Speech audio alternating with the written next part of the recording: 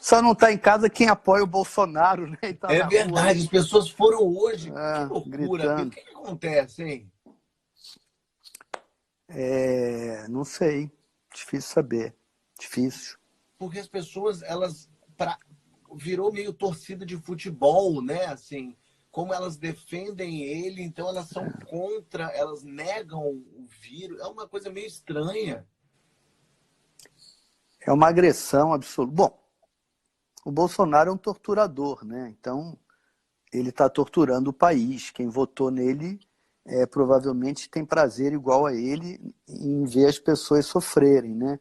A pandemia é uma desgraça para ele, mas também é um prato cheio, porque é uma oportunidade que ele tem de deixar todo mundo permanentemente com essa sensação de mal-estar, né? Todos sabemos que temos que ficar em casa para que as pessoas que trabalham inevitavelmente tenham que cuidar de menos pessoas e, portanto, fiquem menos expostas ao risco. Eu acho que quem hoje vai para a rua não deveria ter direito de ser tratado, porque quando você entra doente, com uma doença contagiosa num hospital, as pessoas que vão tratar de você arriscam a vida delas para tratar de você. Se você não se cuidou, você não tem o direito de exigir um tratamento. Só pode pedir um tratamento as pessoas que aceitaram os limites, que ficaram em casa. Ou quem não pôde, os policiais que têm que trabalhar, as pessoas de supermercado, os motoristas de caminhão, essas pessoas não podem. Então, realmente, se por acaso adoecerem, elas têm que ter tratamento. Mas quem sai de livre e espontânea vontade, eu acho que não deveria ter direito a exigir tratamento público, porque é uma agressão aos profissionais de saúde. Essa é a minha opinião. Porque tem uma coisa, as pessoas não sei se elas não estão entendendo, ou elas não querem entender, porque a gente não está falando só da cura, a gente está falando de superlotação dos hospitais, de não conseguir atender quem tem corona e quem vai ser internado Por por uma outra série de outros razão, motivos, por outra razão. quem tiver um apendicite, Por entendeu? Nesse exemplo. momento, qualquer coisa. Tem um filho, qualquer coisa, né? Fábio, eu não sei, era possível não entender há um mês atrás. Era Isso. possível ter alguma dúvida. Mas você olhando para os Estados Unidos, que é o país que o Bolsonaro imita, né? A pandemia lá tem quase 1 milhão de pessoas. Tem 750 mil casos. A atitude do Donald Trump foi muito tardia, né? E foi igual aqui, negar, dizer que não era muito sério e tal. Eu estou aqui na Europa e eu vi acontecer na Espanha, na Itália, aqui do lado da minha casa. Eu vi acontecer na França. É uma coisa gravíssima. É uma coisa que a humanidade não sabe ainda como resolver. Claro que isso gera um problema econômico, mas é o que eu tenho dito. A solução para o problema econômico é uma solução que tem que ser inventada. Tem que se inventar uma economia para que a gente possa ficar em casa enquanto for necessário. É uma invenção nova, é uma criatividade nova, é uma generosidade nova, é uma porção de novidades que certamente o grupo que está no poder no Brasil não quer. Eles querem. Tanto que você vê as pessoas que estão fazendo esses movimentos são pessoas de classe média baixa em busca de ascensão social para a classe média alta, né? Que é o que foi prometido para eles. E as pessoas de classe média alta estão em casa, né? Porque rico não se arrisca, né? Eles pagam a classe média baixa para a classe média baixa ir lá fazer carreata. Você não vê um Mercedes-Benz, uma Land Rover. Você vê carros de classe média. É uma coisa muito cruel. Agora, eu compartilho da sua perplexidade. Eu não tenho a menor pretensão de entender o que é esse fenômeno fascista, nazista, no qual o Brasil embarcou. Eu nunca imaginei que o Brasil fosse um país predominantemente nazi-fascista, como ele se revelou. Não é o Mas país onde eu... você fala isso e muita gente fala assim, pô, Pedro, mas peraí, uma coisa é nazismo, fascismo, outra coisa é o Brasil que a gente está vivendo. O presidente, tudo bem, ele é um doido, ele é um maluco, mas ele não é fascista, ele não é nazista. Eu acho que eu acho que não existe ainda hoje no Brasil uma administração absolutamente nazi-fascista, porque há muita resistência. Mas se não houvesse resistência, como em determinado momento na Alemanha não houve, Nós hoje estaríamos vivendo num país absolutamente governado dentro de um projeto de extermínio de pessoas, eliminação física de oponentes intelectuais, tortura, AI-5, isso que eles estão pedindo, AI-5 e tal. E, obviamente, imensa corrupção, porque a corrupção que havia e que tem havido na história do Brasil, ela nunca será combatida por um outro grupo que também quer subir na vida. Se o Bolsonaro tivesse seguido a carreira militar, ele não teria hoje o patrimônio que ele tem. A carreira de político é muito mais vantajosa economicamente do que a de militar. Então, ele saiu de ser militar e foi enriquecer na política. E é isso que ele promete às pessoas, né? Essa ascensão social. Eu acho sim, e acho que aquele vídeo daquele menino Alvim, né, que era secretário de Cultura, aquilo não é uma coisa acidental, nem assim, o menino perdeu a mão. Não, aquilo é o documento que explicita o desejo de instalar um nazifascismo no Brasil. Fábio, a história do Brasil é cheia de períodos de ditaduras. Não é uma novidade isso. A novidade para o Brasil é a democracia, não é a ditadura. Que é muito recente e é muito curioso ver como as pessoas pedem, muita gente volta à ditadura, era tão melhor. Você que viveu esse período de ditadura, muita gente fala assim, tudo bem, teve uma parte da população, uma pequena parcela que talvez tenha sofrido porque estava fazendo arruaça, porque era comunista e tal. Como é que era na ditadura, Pedro? Era moleza? Bom, como é que eu vou dizer? É difícil rebater uma mentira absoluta, né? Eu agradeço a pergunta. Como é que eu vou responder? Bom, primeiro, o projeto econômico da ditadura militar entregou um país com uma dívida externa imensa, que custou um esforço enorme para ser paga, e com uma inflação que gerou depois a superinflação, que nos penalizou por 10 anos depois da ditadura ter acabado. E houve uma concentração de renda durante a ditadura militar muito grande. Então, houve um enriquecimento do país enquanto nação, mas houve um empobrecimento da maioria do povo. Então, é um projeto ditatorial de concentração de renda. Então, era muito ruim pelo aspecto econômico. Eu vivia ali, a vida era muito difícil. Agora, as ilusões da ordem eram realmente grandes, porque, aparentemente, os problemas eram menores, porque éramos também 70 milhões de pessoas. Outro dia eu falei sobre isso. Hoje somos 220 milhões, com sucessivos governos estaduais, municipais principalmente, e até federais, muito negligentes com todas as infraestruturas. Então, é natural que hoje, nós sendo 220 milhões, os problemas que durante a ditadura eram proporcionalmente menores, nos pareçam hoje serem maiores. Mas já havia violência, já havia assalto, já havia uma opção de coisas. E não havia liberdade alguma, né, Fábio? Então... Quando você tem a liberdade como uma opção, ela já não é válida. A liberdade tem que ser determinante, tem que ser a pedra fundamental, né? Eu e você, nós dois, estaríamos provavelmente presos numa ditadura militar.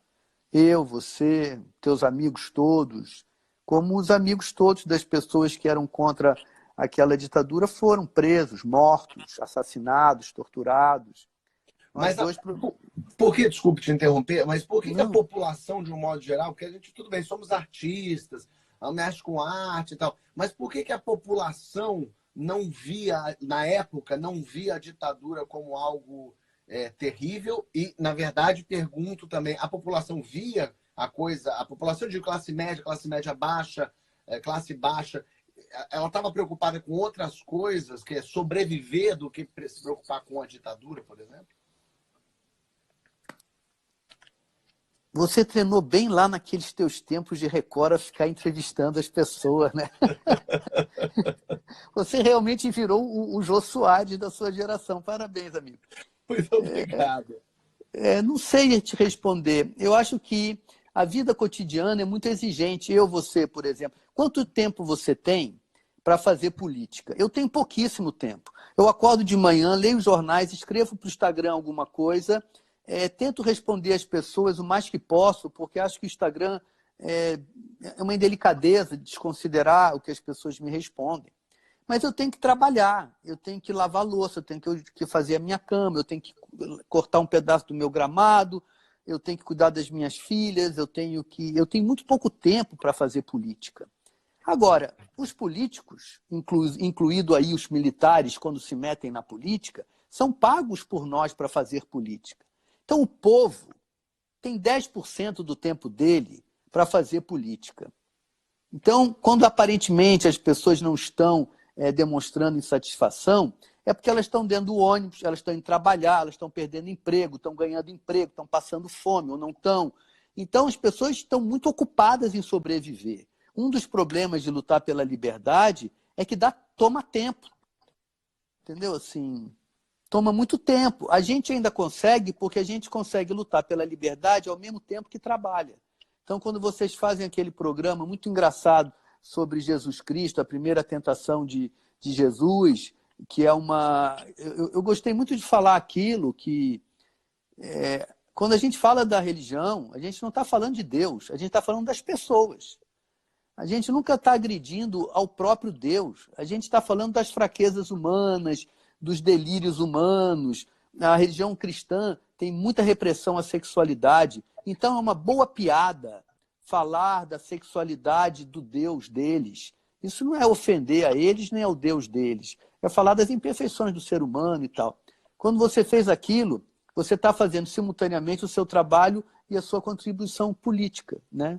Então dá tempo de ganhar dinheiro e fazer política ao mesmo tempo. Mas a maioria das profissões não possibilita isso. Um bancário que chega no banco às 8 e sai às 5, ele tem que depois ir para cá. Como é que o cara vai fazer política? Política é um luxo, né, de quem é pago para isso. É um dos problemas da democracia, eu acho. E você sente que é um pensamento racional o de quem está comandando, que é não deixar essas pessoas terem tempo para política, quer dizer, trabalhar para viver, viver para trabalhar, não ter educação, não ter Fábio, dinheiro? a política, eu chamo agora de politicolândia. É uma terra de faz de conta dos políticos. É a Disneylândia deles. Eles vivem num mundo de delírio. Eles ganham para fazer política, eles têm casa, carro, assessores, eles têm uma vida que ninguém tem. E, obviamente, eles não querem repartir a politicolândia com a totalidade da população. Então, não há nenhum interesse em criar espaços verdadeiramente participativos para a totalidade do povo. Eles querem ser eleitos, apenas quando estão em campanha nos procuram para nos convencer de sua grandeza, aí depois que a gente vota... Eu sei porque quando eu votei no PT e o PT chegou no poder, o PT não voltou mais para a classe artística. Depois que obteve todo aquele apoio, o PT entrou no poder e seguiu no rumo do poder e a gente não tinha, parece que a gente não tinha feito nada. Então eles não querem, eu acho que eles realmente, como você falou, muito bem pensado. É intencional, a política é feita para só políticos terem tempo para ela. Ninguém tem tempo para fazer política, é só político. É verdade. Mas o brasileiro é muito descrente da política, por motivos óbvios, Por mas boas existe razões. o pensamento que não adianta. Qualquer pessoa que chegar lá, qualquer partido que chegar lá, vai se corromper, vai esquecer, vai fazer aliança. Fazer política é enfiar a mão na merda. É possível? Eu acho que os políticos e as elites... É uma coisa complicada de entender. Quem sustenta o sistema político são as elites econômicas. Porque eles pagam os políticos através de corrupção. Você conhece algum pobre que tenha corrompido um político? Realmente. Eu não conheço nenhum pobre que eu comprei um deputado ontem. É só rico que compra político. Então essas elites econômicas, ou as tradicionais, ou as novas, como o JBS, que surge ali, né, para pegar uma carona naquela gente, eles sustentam a classe política, né? E eles remuneram a classe política assim. Então, esse grupo, as elites econômicas e os políticos, de fato, eles arrebentaram o Brasil. Eles destruíram o convívio político. Sobrou muito pouco Brasil depois da revelação da totalidade da roubalheira que acontecia nesta relação entre os políticos e as elites econômicas. Mas nenhum povo pode existir sem política. A política é o lugar do espaço, isso que eu falo, nós temos que recuperar o espaço do lugar de convívio, de troca de ideias, como eu e você tentamos fazer. Quer dizer, eu recentemente, por exemplo, fui no programa daquele menino Danilo Gentili, que ele chama. Sim. Fui 2 vezes já lá, no SBT. Eu não sei se hoje eu poderia ir mais no SBT. Eu fui no programa do Danilo porque ele é uma pessoa que pensa diferente de mim e eu acho importante que pessoas que pensam diferente tenham conversas educadas e interessantes. Eu fui também naquela rádio Pânico, onde as pessoas também pensam diferente de mim e gosto de ir, sabe, assim. Mas não sei se hoje eu poderia ir mais, porque a instalação de um regime fascista, nazista, é tão evidente para mim hoje que se o Danilo Gentili ou aquela rádio lá forem fazer defesa, eu tenho um problema ético de estar ali, entende? Então a situação hoje está extremada mesmo. Você não pode admitir o Hitler, admitir o Mussolini, admitir o Salazar. É uma coisa inadmissível. Eu posso admitir o Partido Novo, eu posso admitir o PSTU, que é um partido radical operário, posso admitir o Novo, que é um partido radical burguês. Eu posso admitir, obviamente, o PT, o PTB, o PSDB, uma opção de coisas. Mas eu não posso admitir o Arena, de novo, esse negócio fascista. Isso é inadmissível, é intolerável, não podemos conviver. Se convivermos, pagaremos o preço que estamos pagando agora, de estar as pessoas fazendo carreata na porta de hospital, onde as pessoas estão trabalhando para salvar vidas. E os outros, porque querem voltar ao comércio, vão fazer buzinaço na porta de hospital. Então, eu não sei se eu hoje poderia, entende, Fábio? Eu fui com você no SBT, não fui? A gente não foi no programa daquela menina simpática? Da Maísa. Eu não sei se eu hoje posso ir no SBT, porque seria dar uma espécie de aval ao Silvio Santos, que é uma pessoa que aliou-se ao nazifascismo vigente. Eu não posso mais ir lá, entende? O país vai ficando pequeno. Isso é uma ditadura. Você testemunha de... Eu dei uma entrevista para o Gugu Liberato. Mais diferente de mim, impossível. Eu, quando saí da Globo, eu falei, eu vou lá falar com todo mundo que eu não podia ir por contrato, eu vou. Igual você fez, você também falou muito isso. É legal, tá em todos os lugares. Eu achei uma boa sabedoria sua. Eu fui lá. Mas hoje eu já não sei se eu iria, pelo que poderia significar um apoio meu a essas pessoas. Agora, se eu for lá no Gentili e ele falar, não, você tem razão, de fato o Bolsonaro é uma tentativa de instalar um regime ditatorial no Brasil, eu também sou contra isso. Aí, então vamos conversar. Mas agora, você sente que é uma coisa nova para o brasileiro, essa coisa de conversar sobre política? Porque o que eu sempre ouvi foi futebol, política e religião não se discute. Não pode falar, que é o que mais que a gente fala hoje. O brasileiro não sabe conversar com alguém que tem uma opinião diversa? Fábio, nós não somos um só, né? Essa figura que você está falando aí, o brasileiro, é essa figura que eu acho que desapareceu para mim. Eu realmente não me sinto do mesmo país que essas pessoas. Eu não me sinto brasileiro como essas pessoas. Eu me sinto brasileiro como Chico Buarque, como Gilberto Gil, como Regina Casé, como você, como Gregório, como uma opção de enfermeiros que estão trabalhando, como uma opção de médicos que estão trabalhando. Agora, eu não me sinto um brasileiro como pessoas que estão fazendo carreata em porta de hospital. Eu não me sinto um brasileiro como quem está se reunindo e pedindo AI-5. Se eles são brasileiros, então eu não sou, ou pelo menos o Brasil, temos que admitir, não tem uma identidade única. Não existe o brasileiro. Existe uma confusão muito grande, na minha opinião.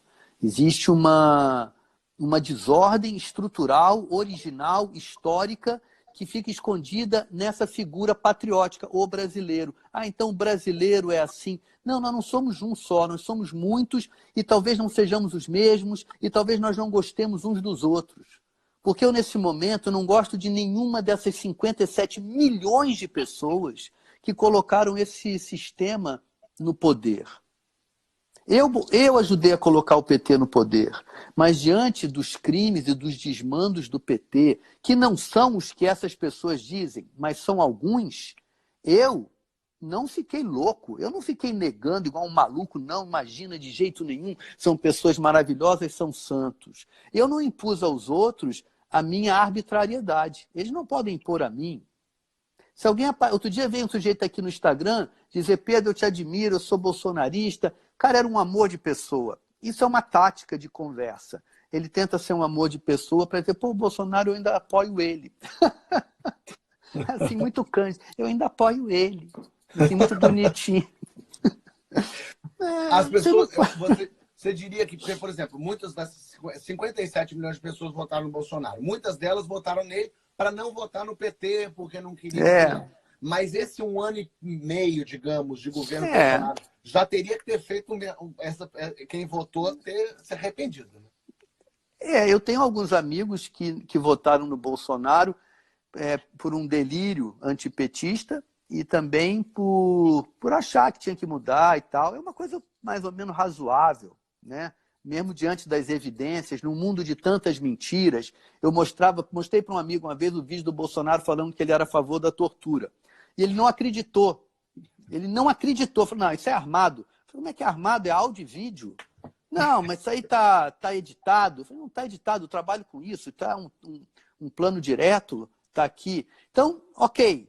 Agora, depois que ele tomou posse, e depois das atitudes que ele tomou, Weintraub, Damares, né?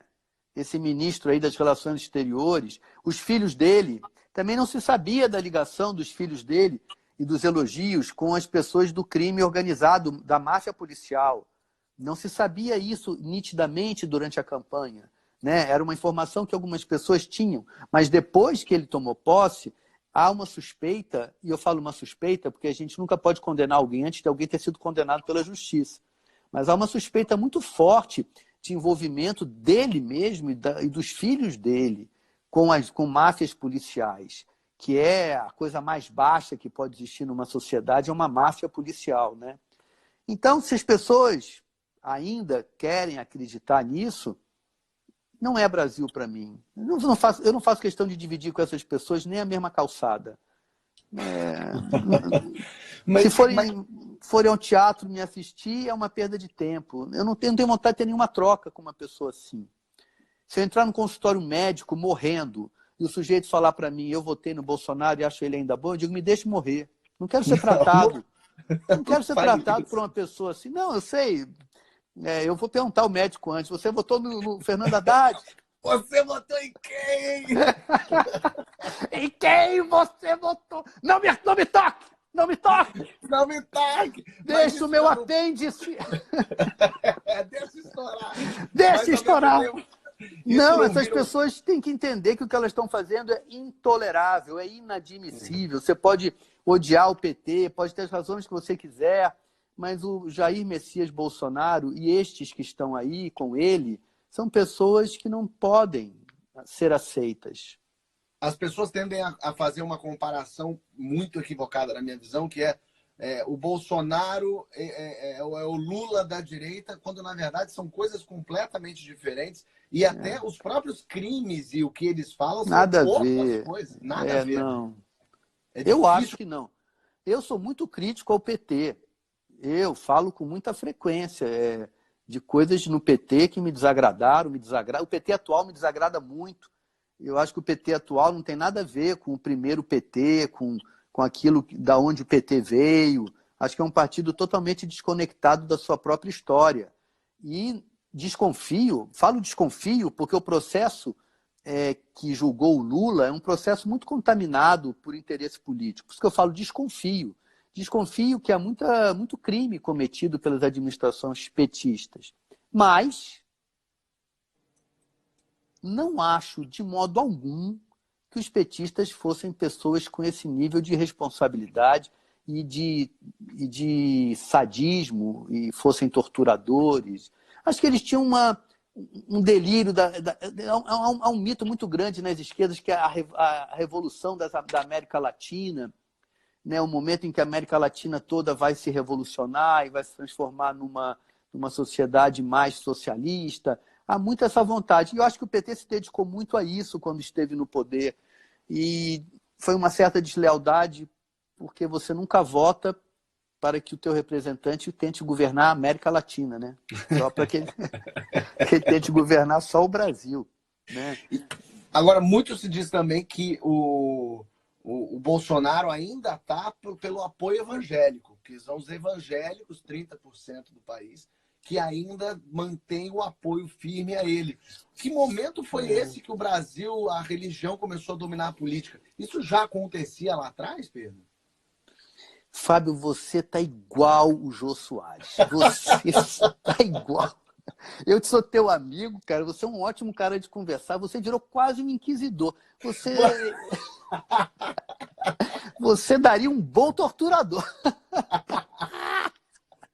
Fábio, eu até esqueci o que você perguntou. O que você perguntou? Foi tão... Da religião. Religião, Fábio. Olha, há mais de 30 anos atrás eu já fazia uma peça que tinha uma cena dentro de uma igreja evangélica. O fanatismo religioso, ele não é um privilégio dos evangélicos, né? Sim. Já existia um fanatismo católico. Sim. Há muitos fanatismos. Quanto mais monoteísta, frase idiota, né? Porque não existe quanto mais. Mas as religiões monoteístas, elas tendem ao fanatismo, né? Porque é um Deus só, meu Deus, né? É muito complicado. Esse assunto que você me perguntou agora, eu estou hesitando a responder, porque a resposta para ele é uma resposta de 2 horas e meia, sabe? É muito... Eu acho que eu tenho muitas questões a respeito desse assunto. Eu vivo me perguntando isso. As pessoas eram humilhadas no Brasil de muitos modos. Um dos modos é que a Igreja Católica era uma igreja dos ricos. E os pobres, os empregados, ficavam no fundo da igreja.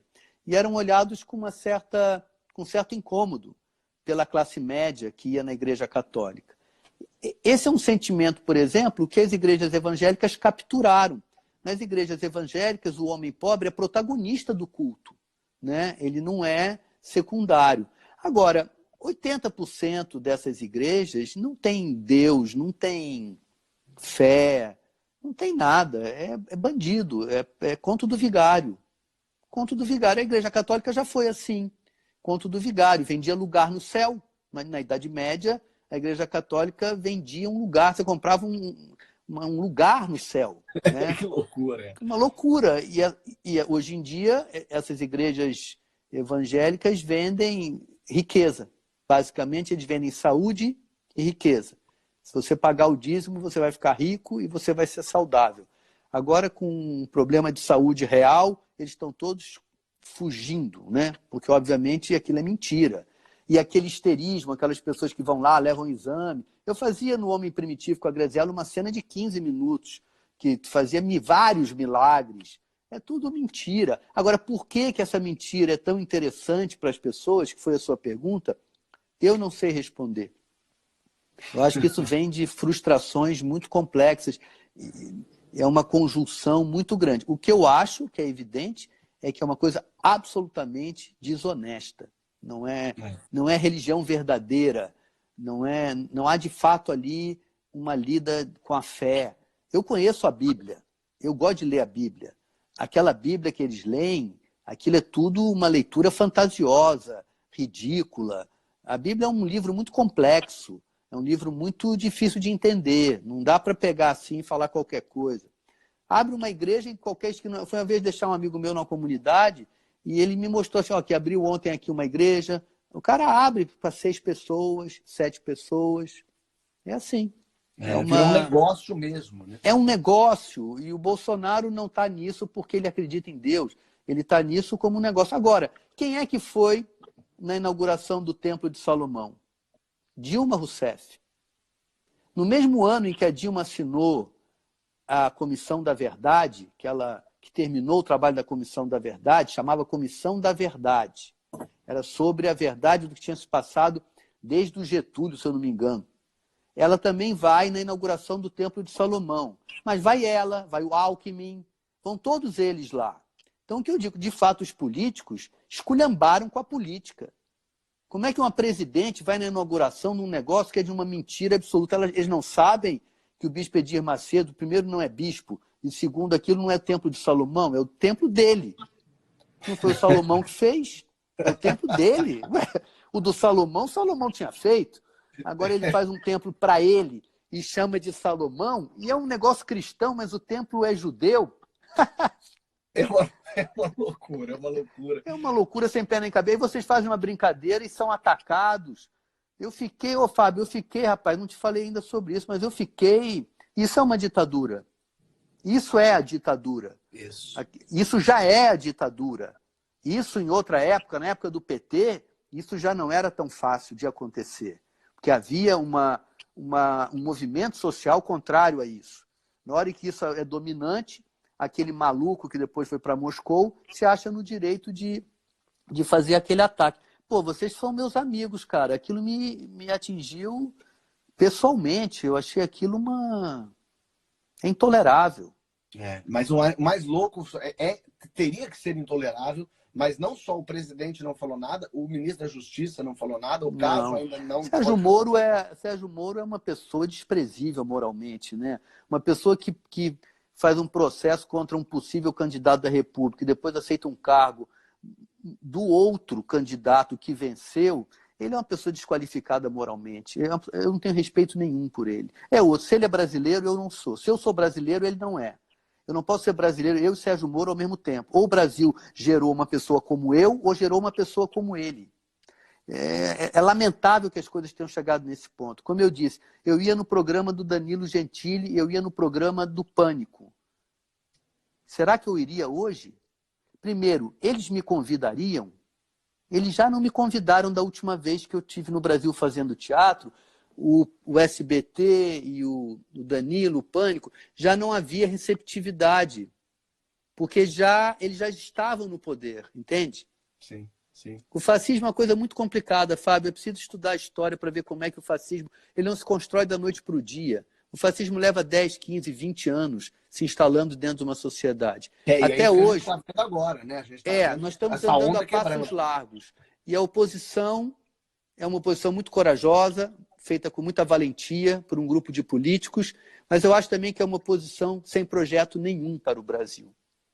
E aí é fogo, porque as pessoas também querem um país para botar no lugar desse que o fascismo oferece. Como a oposição... E aí, nesse sentido, eu acho que o Lula tem criado uma confusão muito grande, porque eu acho que o Lula teria que abrir mão de ser o líder dessa resistência. Ele teria que ser mais um, e não o cara, mas não sinto ele com essa disposição. Acho que isso impede que os pensadores que querem melhorar o Brasil tenham uma pauta, tenham uma agenda, façam política, enfim. Eu não tenho nada contra o Lula. Acho que o Lula tem muito a contribuir. Acho lamentável se ele vier a ser condenado por alguma coisa que ele tenha feito de errado. Eu vou achar uma pena. Mas não tenho nada contra ele a princípio. Longe de mim essa coisa que falam que o Lula é o diabo. É um homem como eu, como você, pode ter cometido erros e tal. Não acho que o Lula é o problema do Brasil. Mas se o Lula for a única esperança do Brasil, aí é problema. Para mim, entendeu? Pedro, infelizmente eu vou ter que te encerrar. Acabou outra. Já? Vamos fazer outra, eu adorei. Mas ficamos só nós dois conversando, ninguém assistiu isso. Assistiu 14 mil pessoas que estão assistindo isso nesse momento. Ah, meu Deus, dá um abraço para essa. Conhece eles? Fábio, querido, vai aí. Foi um prazer falar com você. Foi o máximo, obrigado de verdade. Sempre uma aula conversar com você mesmo. Não, cara, e você realmente, parabéns. Você encontrou essa outra profissão para você, que é um homem de comunicação e tal.